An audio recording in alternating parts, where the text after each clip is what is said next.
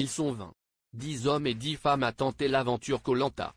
Comme d'autres avant eux, les candidats de l'édition 2024 ont décidé de tout quitter pour vivre l'aventure de leur vie. Loin de leurs proches, ils ont accepté de vivre une aventure hors du commun pour peut-être arriver jusqu'à la mythique épreuve des poteaux et remporter le titre de meilleur aventurier. Mais avant d'arriver jusque-là, c'est aux Philippines que les candidats se sont envolés pour s'affronter lors d'épreuves toutes plus redoutables les unes que les autres. Car oui, s'ils retrouveront certains jeux bien connus du grand public, ils seront également confrontés à quelques nouveautés.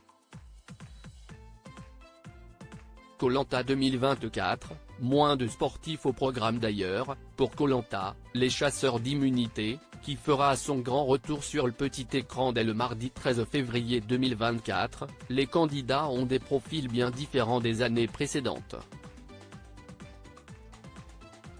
Selon les confidences de Denis Brognard, cette édition 2024 comporte moins de candidats sportifs.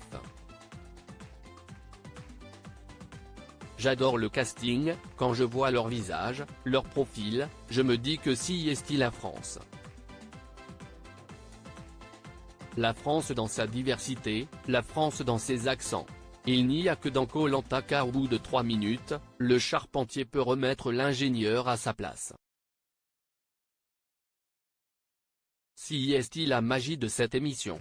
On y voit des CSP+, des artisans, des commerçants, des chefs d'entreprise, des personnes qui ont un job beaucoup plus subalterne, mais il y a un nivellement.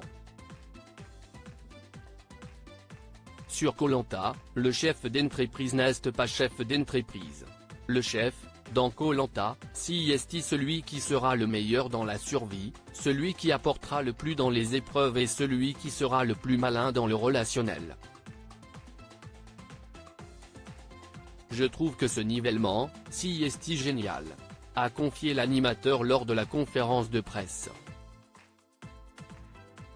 Alors, qui ira jusqu'au bout de l'aventure ? Elle commence mardi 13 février 2024 sur TF1.